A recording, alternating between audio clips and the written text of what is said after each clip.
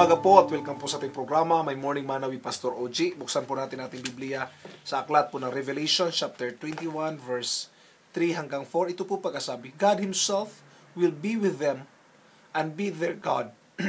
And God will wipe away every tear from their eyes. My topic for this morning is Heaven's Greatest Feature.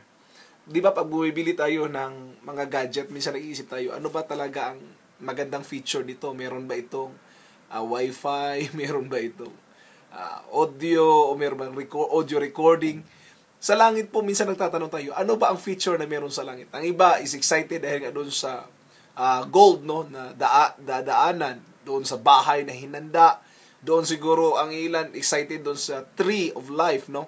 Ang iba naman ay excited sa kahit ano na lang, no? But the greatest feature in heaven is not all of these things, no? Isa lang ito sa mga bahagi ng kaharian ng Diyos o sa heaven, no, na hinanda ng ating Panginoon. The greatest feature doon, mga kapatid, nating makikita ay ang ating Panginoong Hesukristo mismo. Hindi yung mga bagay na yun. Bakit?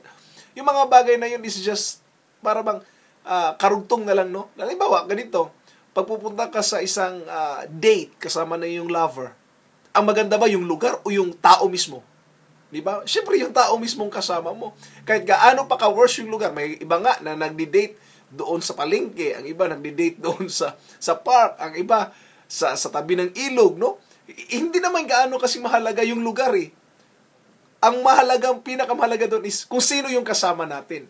Kaya ibig ko iparating is, hindi naman ibig sabihin na hindi tayo excited sa langit. What I mean is, what makes the heaven so exciting is that Jesus is with us. The greatest aspect of heaven is we will be spending with eternity with Jesus Christ. That is the greatest aspect of all. God bless po at magandang umaga.